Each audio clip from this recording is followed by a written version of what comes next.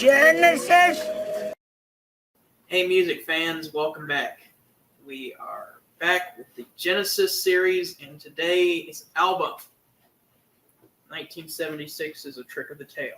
This is the first Genesis album that featured Phil Collins on lead vocals. And speaking of which, I guess that leads perfectly into our Background information. So with The Lamb Lies Down on Broadway, we had an elaborate stage show where they performed the entirety of the album, and the only other songs that they played was a couple of their big songs as an encore. And with all the costume changes and the weird story, some of the other members were like, "What is this?" That was kind of Peter Gabriel's thing. And so that kind of brought some disagreements in the band. Some of the other members just wanted to make cool music. They're like, we don't care about whatever's going on with the right now. We just want to make a cool album. What is he wearing a Slipperman costume? Like, this is weird. And Peter Gabriel and the band decided that what would be best is that Peter Gabriel would leave the band. So Peter Gabriel left the band because he wanted to go on and do a solo career where he could do whatever he wanted, and then Genesis could continue on without him. But here's what happened.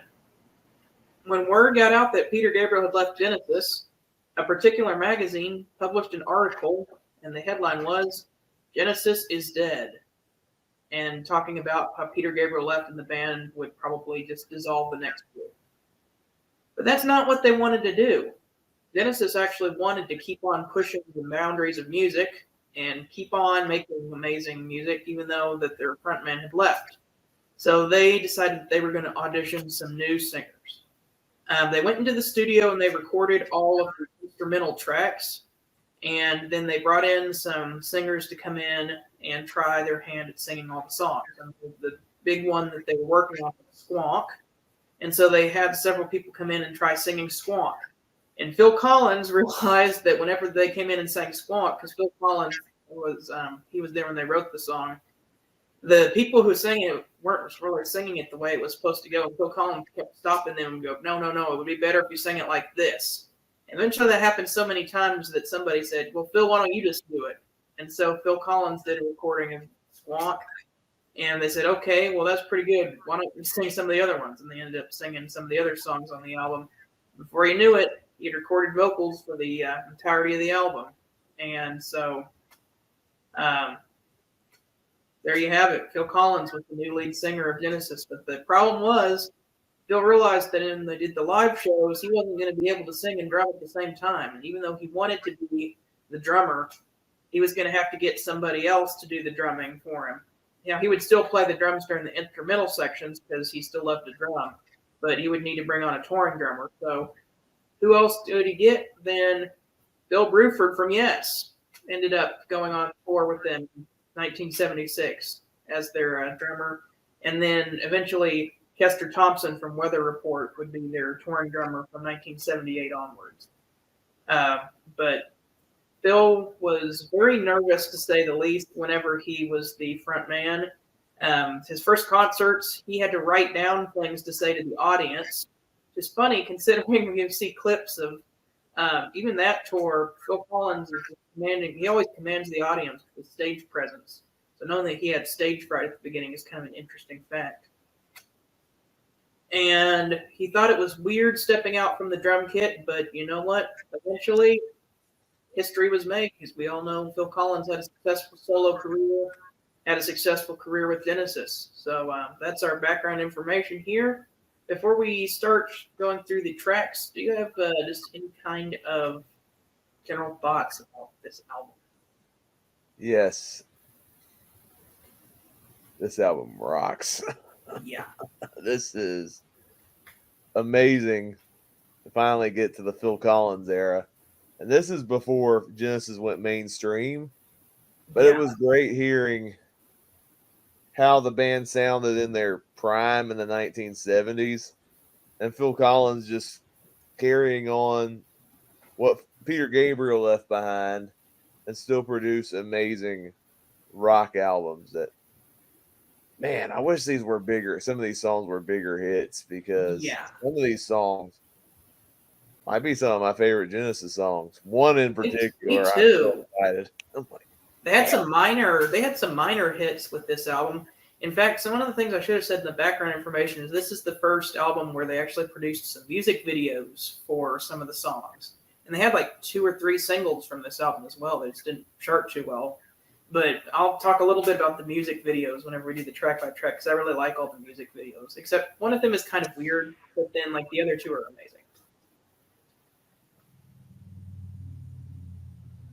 Yeah, this is a really amazing album, and you probably might know where it's gonna be. Actually, I'm gonna spill a bean. This is my favorite Genesis album so far. Ooh. Okay. Well, for me, after the detour that was The Lamb Lies Down on Broadway, even though that is my favorite Gabriel era Genesis, it was kind of a different sound than their other stuff. Their stuff before that kind of had this Victorian English feel to it and was about like fantastical stuff, very literary inspired. And then you get to The Lamb Lies Down on Broadway, and it's more, I don't know, it's a concept album and feels very different. This kind of feels like a return to the old Genesis sound whenever you listen to this album, but they're also coming up with they're building on sounds previously established on Nursery Crime and Foxtrot, but then they're also pushing that sound forward with this album.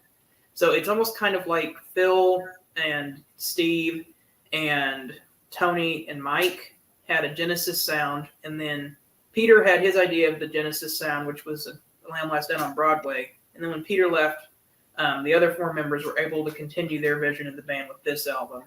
This album also feels very sonically different than any of their other albums.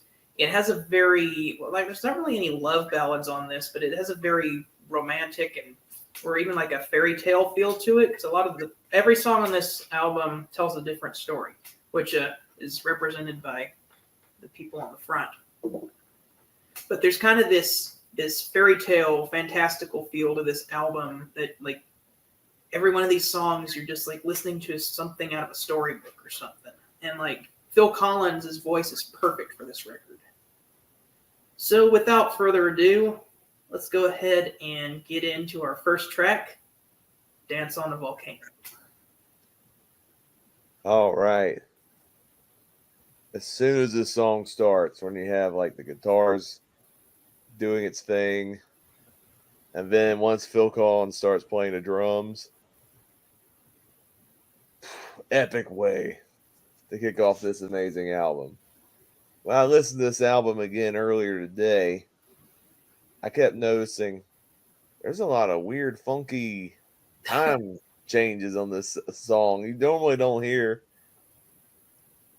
songs in like, it's like really off time signatures.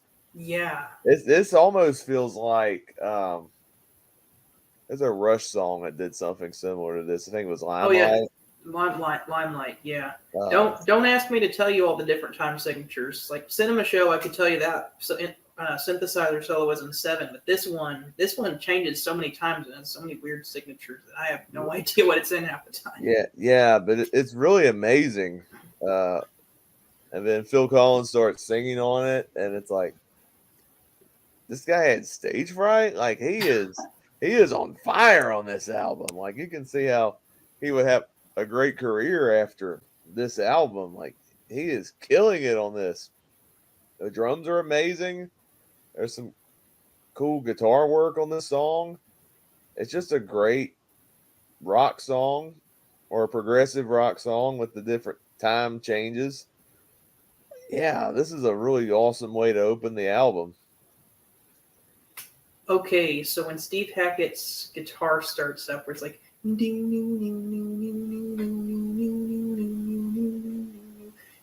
as soon as that starts up, you're like, ooh, what's this? And then right as soon as you're getting into that, it hits you with the ba ba ba ba ba da da da.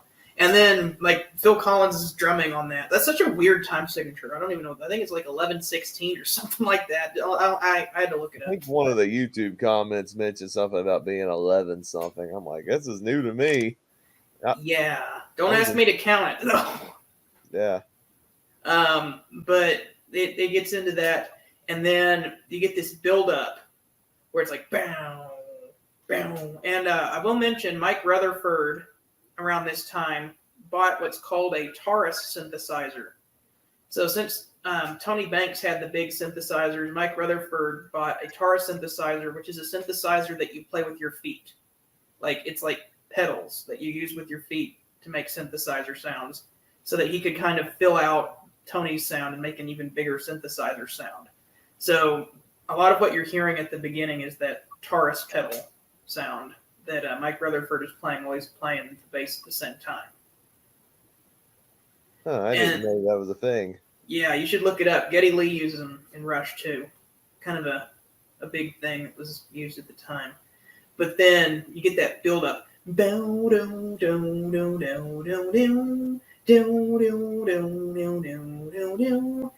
the song kicks in. It's in a really weird time signature. And what I really like is you can hear Tony Banks playing a keyboard part that sounds like a choir in the background. And it's like, whoa! I'm like, whoa, what's going on here? And apparently this song is about somebody who is wanting to climb a volcano and dance at the top, but it's erupting at the same time, which, like, that's kind of a cool picture. And as the song progresses, you keep getting, like, further and further up the mountain, and it gets more intense. And there's this one part where Phil Collins has this epic drum fill that's like, right before it gets to on your left and on your right. Right before that, there's this epic drum fill where Phil Collins just goes ham on the drums. And then there's this part where it all cuts out and you can hear just the synthesizer, and it goes like, through a crack in Mother Earth, the molten lava spills out. And then like the whole band comes in, boom, boom, boom, boom, boom, boom, boom, and it gets quiet again. And then at the very end, whenever it actually gets to the part where they're dancing on the volcano, there's some kind of weird vocal effect on his voice where it's like, let the dance begin. And it goes, I know that part goes into 7 because it goes, and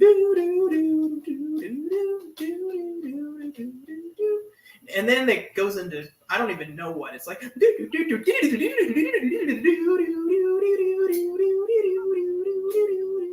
it's just like, can this song get any crazier than this? Like, and this is just the first song on the album. Like, there's 8 amazing songs on this album. We've only gotten to like the first one. Like, they have definitely grabbed your attention with this song. This song is epic. And it gets better than this too. Like, yes, this is amazing. The best song on the, like, this isn't even my favorite song on the album. I think it's like, it's in my top 5, but it's not my favorite song on the album. Yeah. Oh, yeah. I forgot to mention this song's in my top 5 as well. Yeah. But, yeah, Dance on a Volcano. Epic. That is how you start your album. And that is how you let the fans know that Genesis is not dead. Okay, so now we're going to get to track number 2, and this song is called Entangled. Yeah, this song is amazing. Just the guitar work on this song from Steve Hackett's the guitarist. Yeah, he did. I think, like, since there's not really any bass on this song, it's Steve Hackett and Mike Rutherford that are both playing acoustic guitars. I can see that because it sounds like 2 guitars playing at the same time. Yep. So you got that going on, and then you got Phil Collins. There's some really beautiful backing vocals on this track. It's a very, very lovely song. It almost sounds dreamlike, which I really appreciate that about this song. There's a really beautiful mellotron. I think it's a mellotron at the end of the song. Yeah. The mellotron and Genesis go very well together. That's all I'll say there. This is one of the most beautiful tracks I feel like Genesis has ever done. Like, I'd put this put me in like a dreamlike state much like Carpet Crawlers was on the last album. When you find out what the song is about, it goes perfectly with the lyrics. Gotcha. I'll tell you. I'll tell you when it gets to me. Yeah, I don't know. I don't really know what the song's about. I felt like I was in a dream listening to this song. But it's amazing. It's in. I dare say it's in my top 3. It's that Wow. good. Well, this song was written primarily by Steve Hackett about his experiences with a psychiatrist. And so he had to have surgery, and the surgery apparently was so much that they told him he needed mental help. And so maybe he didn't want to go to the psychiatrist, and he had to anyway. And so this song is kind of about how psychiatrists try to put you in this dreamlike trance, and then like they do like purposefully more than they're supposed to, so they can get more money. Because it says like we can experiment further still, which is like if you say it's okay, then we can go even further down this rabbit hole that we're like discussing your traumas or whatever. And then it says at the end like you'll have no troubles until the nurse comes and presents you the bill. So the song is So it's got a humorous ending. Steve Hackett did not like going to the psychiatrist, and so he wrote this song as kind of a diss to psychiatrists and how they lure you in with their dreamlike trances or whatever, and they talk to you about your problems, and then they just slap a bill on it. But it's a lovely song. I love the guitar playing on this. Steve Hackett is amazing. And I guess Mike Rutherford is amazing as well because he's playing guitars too. And whatever Tony Banks is doing at the end with those synthesizers, wow, that is just amazing. Yeah, it was surreal hearing all that come out of those instruments. I mean, my goodness, this album's awesome. It's definitely amazing. It is definitely amazing. We are now going to get to our third song, Squonk. Squonk. I think in the group chat you define what a squonk is, but oh yeah, I sent that straight from the liner notes. It says here. Yeah, read that real quick. A squonk is of a very retiring disposition, and due to its ugliness, weeps constantly. It is easy prey for hunters who simply follow a tear-stained trail. When cornered, it will dissolve itself into tears. Yeah, this song is bonkers. Yeah. Yeah. There's some really cool organ playing on the song. This is like a song where Tony Banks really gets to shine. And it's cool hearing. Did you say this is the one where Phil Collins first sung? Yeah. When they recorded it? Yeah, this is the first one that he sung. Yeah, I think you can tell because he's really letting loose here on this song. He really gets to show off, I guess, more of the goofy side. It kind of makes sense because he co-sang Harold the Barrel. You know, I once heard I think it was a YouTube comment that said, like, since Phil Collins did harmonies and co-sang so many songs on earlier Genesis albums, people were able to accept him as the lead singer so well because his voice was oddly familiar. Yeah, that makes sense because and I think it made for a very seamless transition too. So like it didn't feel jarring when you have a different lead singer. Sometimes when they have band changes and they change lead singers, some people may not like that as much. Like for example, like people love the early years of Fleetwood Mac, and then when you get to like Stevie Nicks, Lindsey Buckingham, I'm sure some of those people are like, "What is this?" When more people who may not have heard of the early era of Fleetwood Mac, like I guess the majority, listen to that, and I'm like, "Oh, this is amazing stuff, man! I love Fleetwood Mac." So, they're like, "What Fleetwood Mac you talking about?" But yeah, with this, it's a more seamless transition. Is this one of my favorites on the album? No, it's near the bottom of my ranking, but it's still a really creative song. I really like the wackiness of it. I think there's a charm to its wackiness. I'll just say this: like every song on this album is top notch. So even the ones like at the bottom of my ranking or close to the bottom, I still think it's it's a top-notch, top-tier track. Like, I love all these songs. Yeah, when you got like 8 amazing songs, it's going to be very difficult to put something at the bottom. This song, Squonk, is amazing.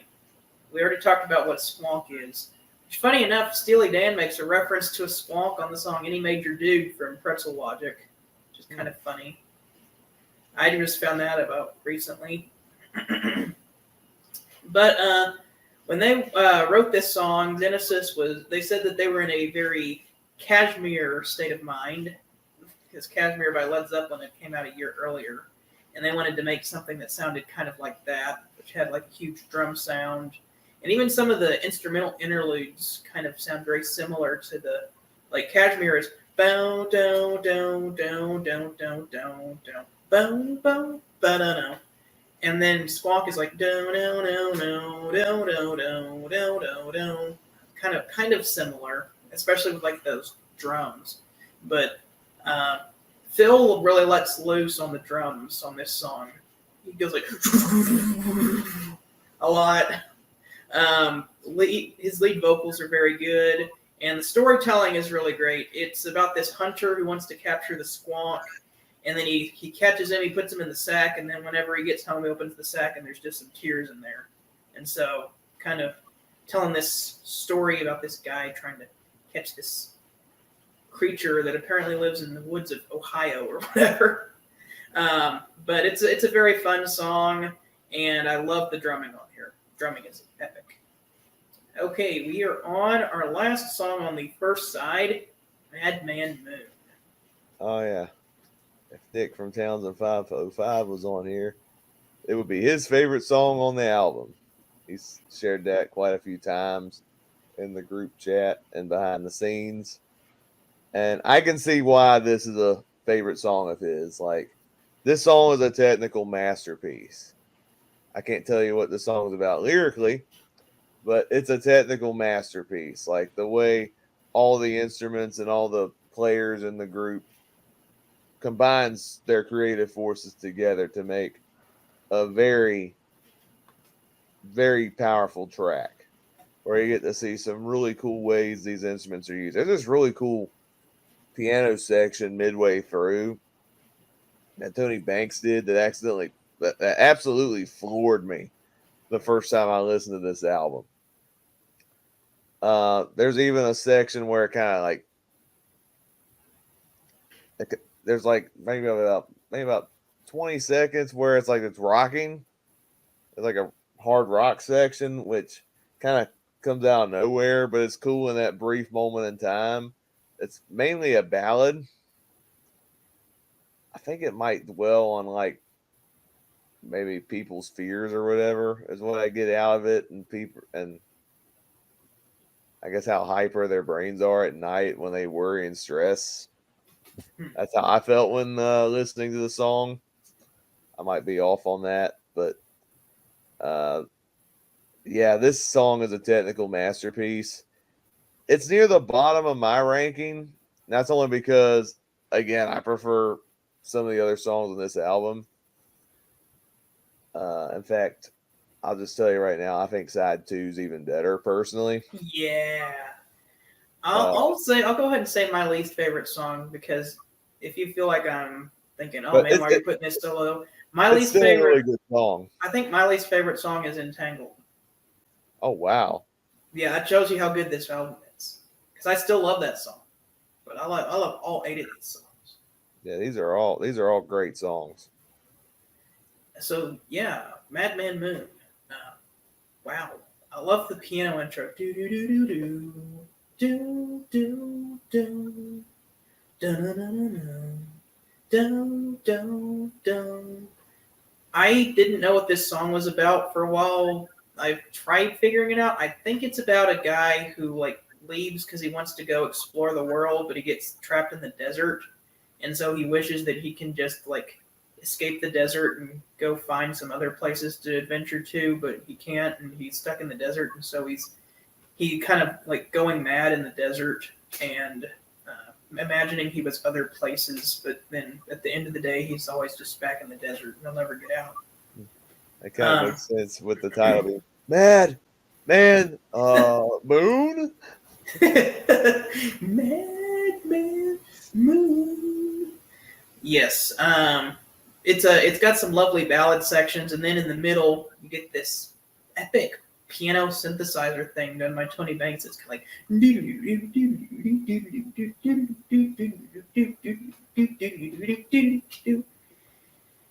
oh wow, it's just so amazing. And then you get the middle section that's more up tempo, and that section has a lot of play on words, lots of word play in there, which you don't really get unless you look at the lyrics, because the way they spell jail is Gaol, which is apparently an older spelling of jail, and they did that on purpose because the line is a jail can give you a goal, which whenever you use that older spelling of jail, it makes it a play on words.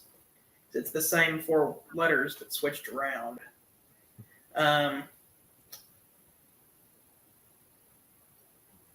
and then it says, and then a goal can find you a role.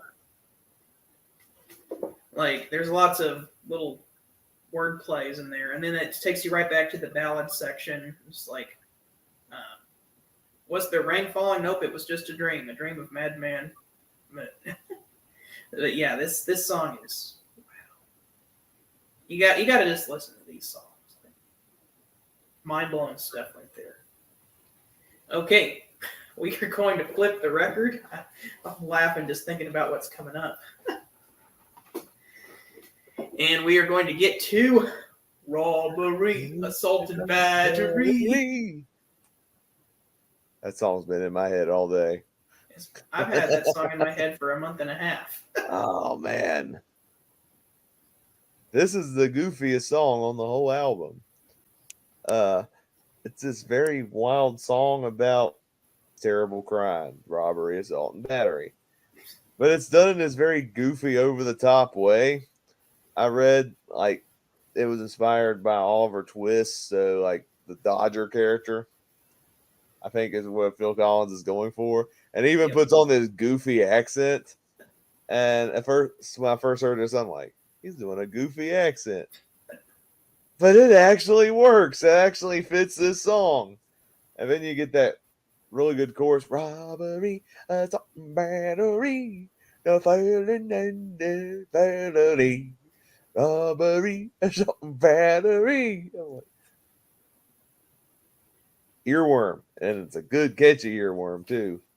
There's some really good guitar playing on this.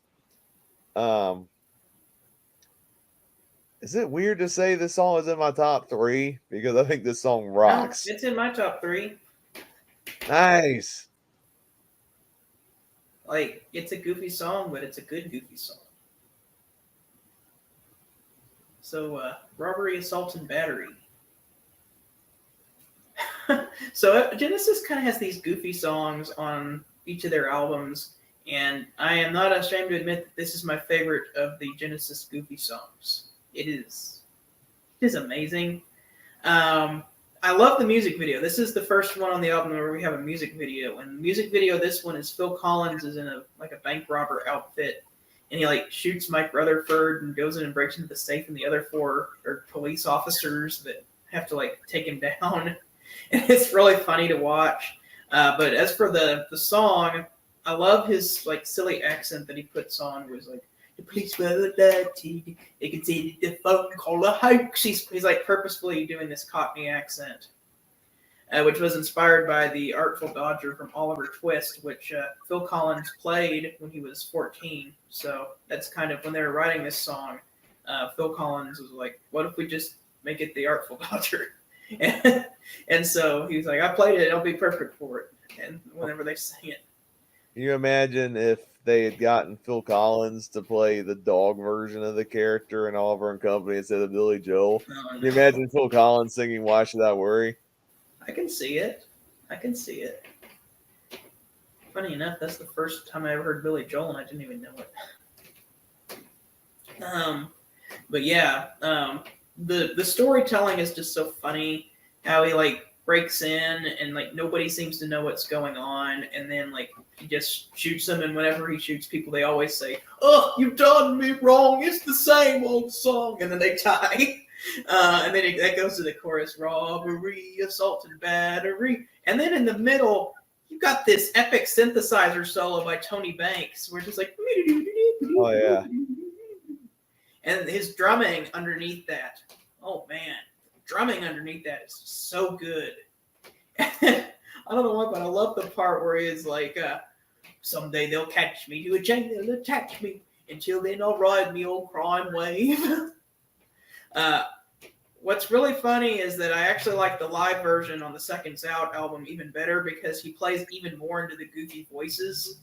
Like he'll do even more goofy voices. Like whenever on the album version, he just goes, "He was completely surrounded." But whenever he does it on the live version, he's like, "He was completely surrounded," like he's a police officer. And then on the studio version, the line is like, "Hello, son. I hope you're having fun." But then whenever he does it on the live version, he's like, "Hello, son. I hope you're having fun." It's like he like plays extra into the goofy voices. Or like the other one I can think of is that he's like, he stuffed in the diamonds and bundles of fivers. But whenever he does it on the live one, he's like, he stuffed in the diamonds and bundles of fivers. You can just tell he's like hamming it up. But yeah, even if we don't review Seconds Out, you should definitely listen to it because it's probably my favorite live album, period. Like, it is amazing. Nice. I love most of the versions on that, even better than the studio versions. But yeah, Robbery, Assault, and Battery. Love this song. And I love the end where it's like, done me wrong, same old song, done me wrong. There's a lot of vocal layering there, but this song is in my top 3 as well.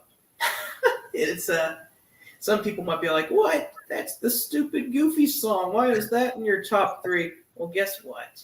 It's a good song, okay? It makes me laugh, and it's a well-written song. Well, some of the goofy songs I tend to lean towards because I get a good chuckle out of them.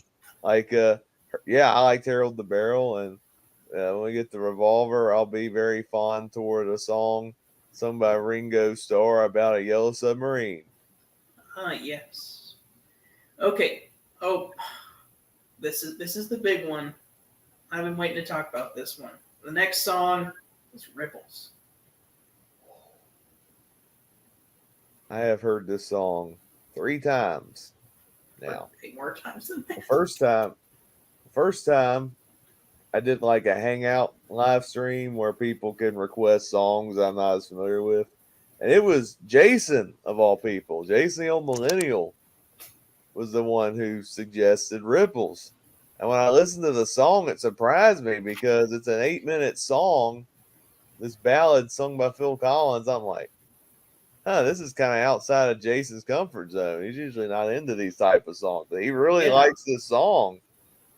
And then I listened to it the 2 times I listened to the album. And the more times I've listened to it, I'm going to come out and say it. This might be my new favorite Genesis song. This song is amazing. This is, I think, the song where I think by the time you get to this song, it's like, okay, I think I like Phil Collins over Peter Gabriel. That's just I've always preferred Phil Collins as a vocalist. But then again, I've listened to more Phil Collins stuff than I have Peter Gabriel. Not to knock against Peter Gabriel because his era of Genesis was still pretty good. But this is the one where I'm like, yeah, this is where Phil really comes alive on this song. Between the way he sings this song, the way he drums on it, and then not to knock against the other members because there's some really beautiful instrumentation on this song. There's this cool like instrumental section and like halfway into it where it's like it's kind of fuzzy and dreamlike once again, and they do some cool blending of the instruments together, and it's like, oh, am I getting goosebumps here in this song? It's like, wow.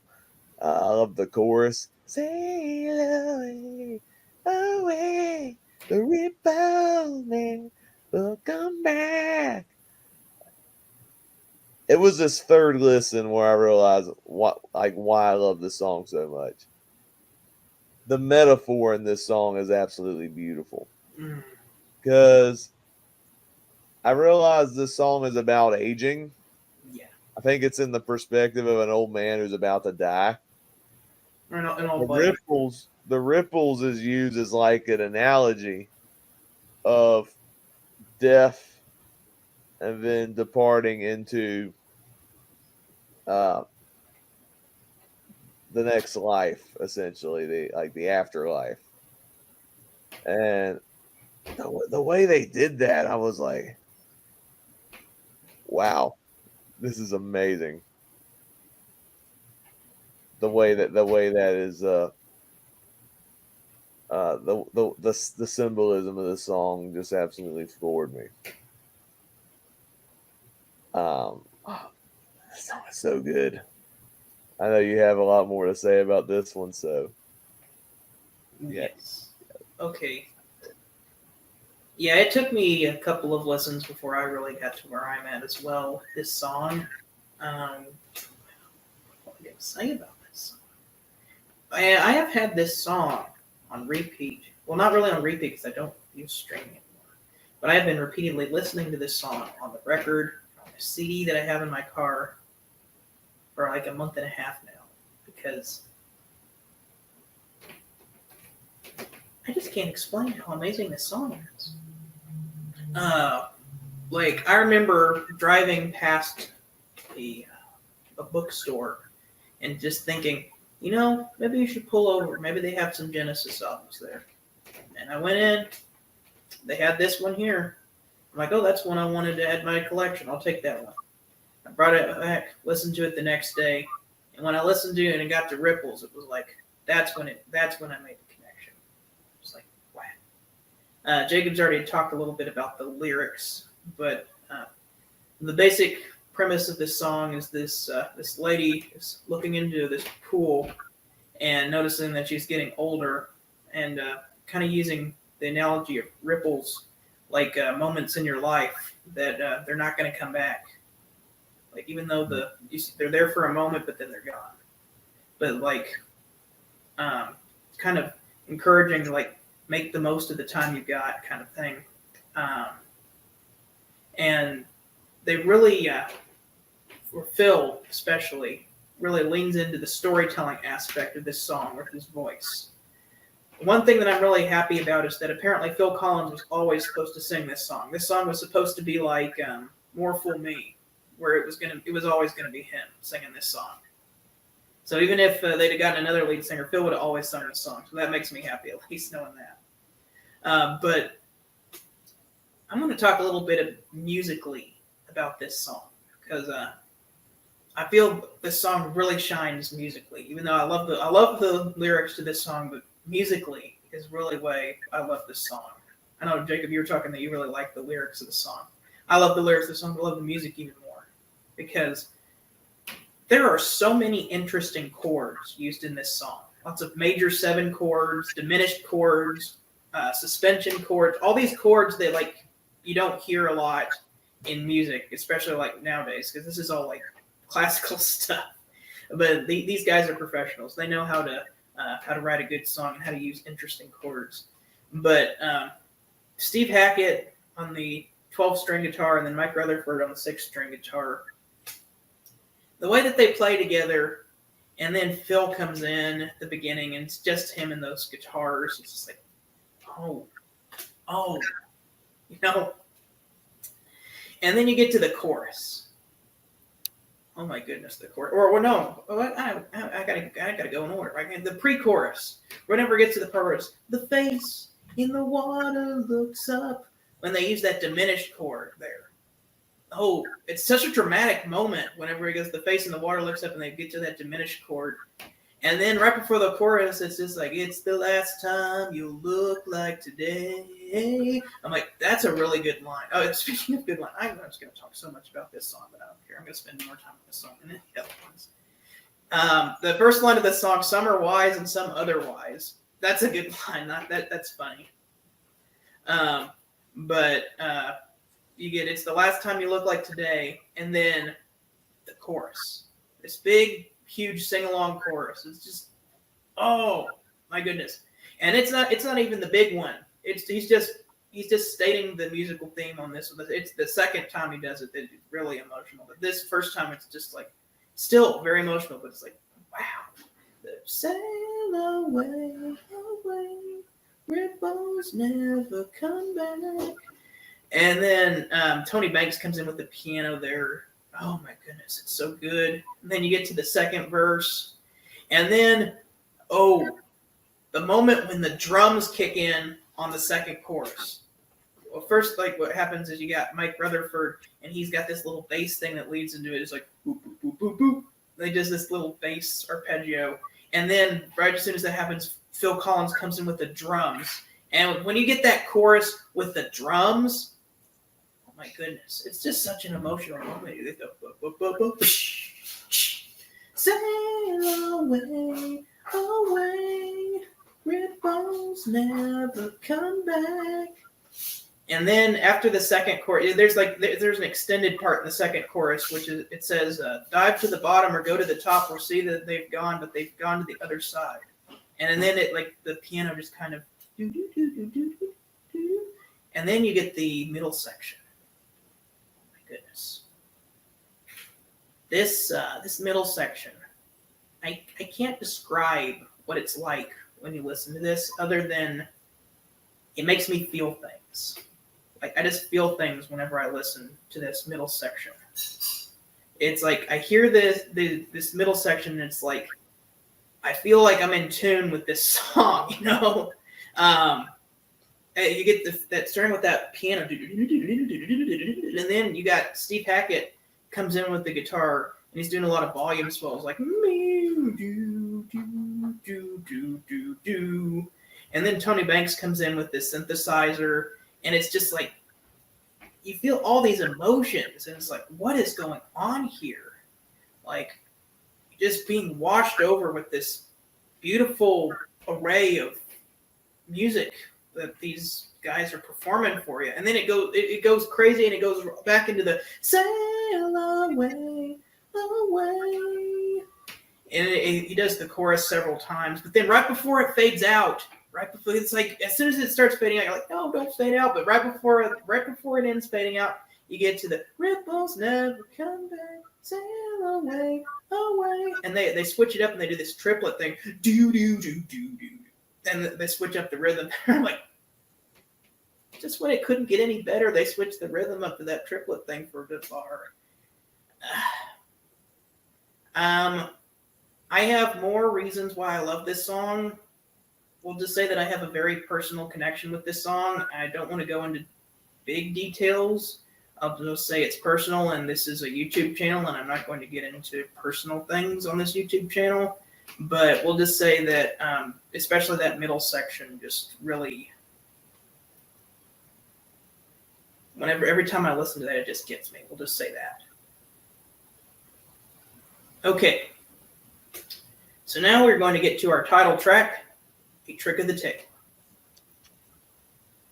Oh man, I love this song as well. This song is very Beatles-like. Yes. When I first heard the chords, I'm like, this might be a Penny Lane a little bit. Like, I don't know if that was intentional or not, but it's cool.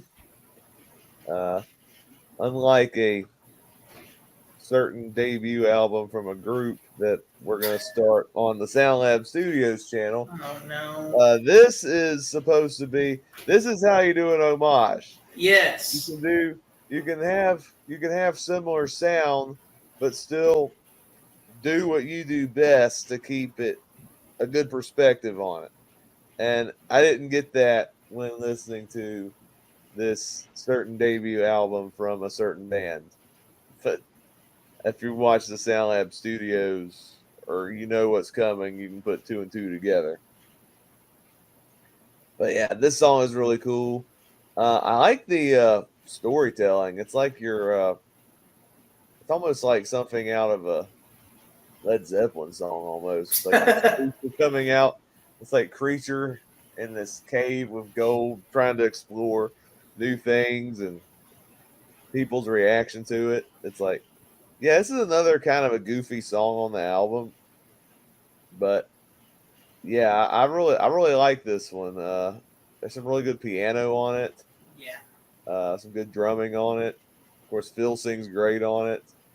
Uh, this has speaking of music videos, uh, This yeah, has the Robert weird one. Assault and Battery had a crazy video. Ripples, I probably didn't bring up the Ripples video. Oh, That video was pretty good. I brought up so much stuff about that song. I don't think I needed to do the music Yeah, video. and then this is a weird video because they do these Yeah. weird shrinking effects. It's like they shrink Phil Collins down. He's walking on Steve Hackett's guitar. It's like, okay. When I didn't That's not even the realize. weirdest part. I don't even think that the mini Phil Collins is the weirdest part. The weirdest part is when Steve Hackett gets a lizard hand out of nowhere. Yeah, I guess he's the trick of the tail. I guess, I don't know. but yeah, I didn't know this music video predated the music video for Ebony and Ivory, where I don't know, Paul McCartney and Stevie Wonder shrunk down and sat on the piano keys. But yeah, this is a really good song. Like I said, it made my top 5. So 2 goofy Phil Collins songs from Genesis are in my top 5. So I really like A Trick of the Tail. Music video is weird, but I like the song. I like the storytelling. This beast lives in a city of gold, is getting tired of his life. He goes out to try to see what other places are out there. He goes to the human world where they put him in a cage. And he's like, no, let me out. Let me show you my world. And then, like, the people follow him back, but then, like, he disappears and he goes back to the city. And, like, the other beasts are like, welcome home. I love the do do do do do do do do do do do do. Funny enough, this is one of 2 songs on this album that were never played live. This one and Madman Moon were never played live, which is weird. how was this not played live? I have no idea. That's crazy. There you go. Yeah, never played Come this on, one. you even had a music video for this song. It's like It was also the first single released from this album, so it should have been like, "Hi, we got a weird music video, and we're gonna play the song. If you don't want to watch the music video with the lizard hand, we're gonna sing it right now." dum, dum, dum, dum, dum, dum, dum. They got no horns and they got no tail. They don't even know of our existence. That gets stuck in my head sometimes. Mm-hmm. But I think what's funny is at the end of the song, you can kind of hear, I think it's Phil Collins, but he's making the beast's noises at the end, where he's going to go like,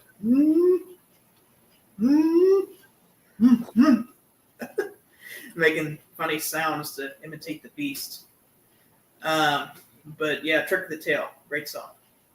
And now we are going to get to our big closing instrumental track, Los Indos. Nopes and Nose. This is a really cool instrumental track.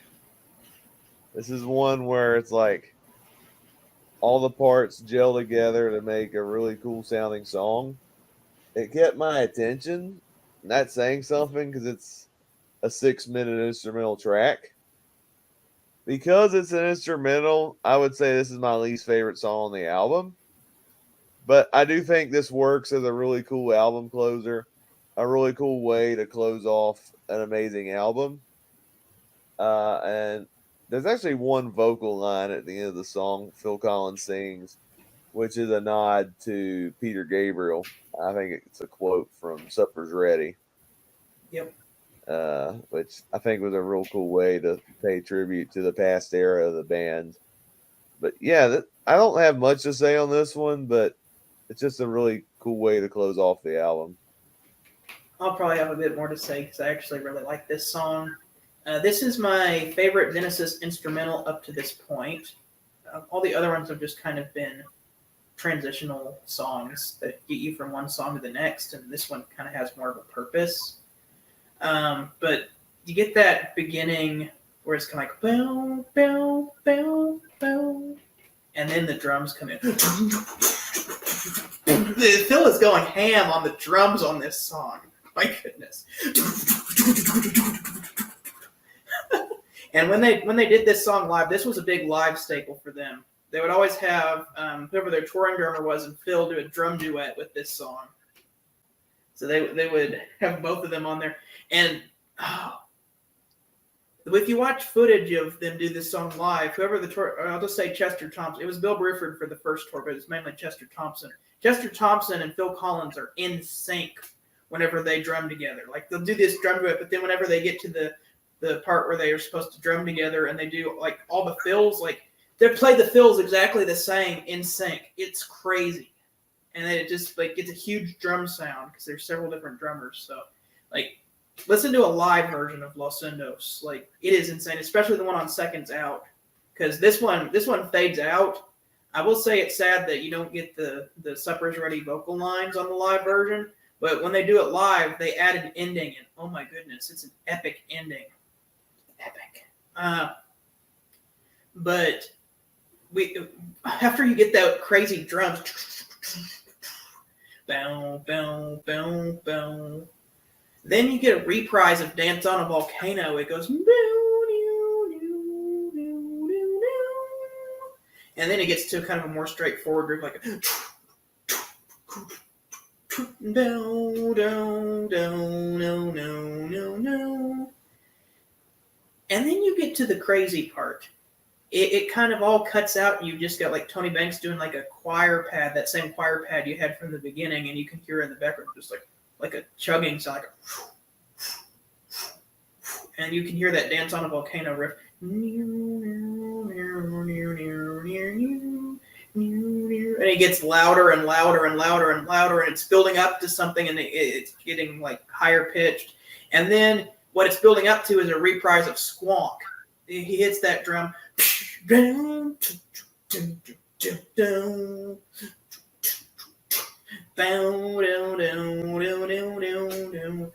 I don't know if they did this on purpose, but the synthesizer part that they play over the Squonk reprise sounds a lot like the melody of Ripples. As it goes, bow, down, down, down, down. Like, I'm like, is that supposed to be the melody of Ripples over Squonk with a little bit of more Dance of a Volcano thrown in there? Like, that's crazy. They're throwing in all these musical ideas from earlier in the album. And then, of course, you get Phil singing at the end. You talked about it earlier, the line from Supper's Ready, there's an angel standing in the sun, which is an homage to Peter Gabriel, kind of one last farewell. And then it fades out. It's like, I have just listened to one of the greatest albums I've ever heard. But yeah, that is a trick of the tail. So, top 5 songs. I think I'll just rank the 8 songs because Let's do it. Yeah, I'll just do that because they're all great songs. Los Endos is at the bottom primarily because it's an instrumental, but still, it's a great instrumental. Probably one of the better instrumentals that we've covered on some of these albums. Of any artist. Number 7, my least favorite with vocals is Squonk, but still really good. Number 6, Madman Moon, top 5. Number 5, Dance on a Volcano. Number 4, A Trick of the Tail. Number 3, Entangled. Number 2, Robbery, Assault, and Battery. Number 1, Ripples, which I would now say is my favorite Genesis song, period. Okay. Even better than the mainstream hits. Yeah. All right. Number 8. Sadly, it's Entangled. I can't stand having to put any of these songs at number 8, though. I love all 8 of these songs so much. They're all so amazing. Number 7, A Trick of the Tail. Number 6, Los Endos. And we get to top 5. Number 5, Squonk. Number 4, Madman Moon.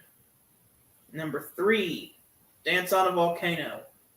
Number 2, robbery, assault, and battery. And yeah, we both had that at number 2. The same top 2. Yep, number 1, Harold the Barrel. No. Wrong album. Wrong album. It's Ripples. That song is amazing. That song is a masterpiece. Okay, so what are you going to give this album out of 10? 1 out of 10. This is a terrible album. No, yeah, you can't. You're not being fooled by that. This is a 10 out of 10. My favorite Genesis album now. Yeah, I didn't give any album in the Peter Gabriel era a 10, although his era had 3 9s.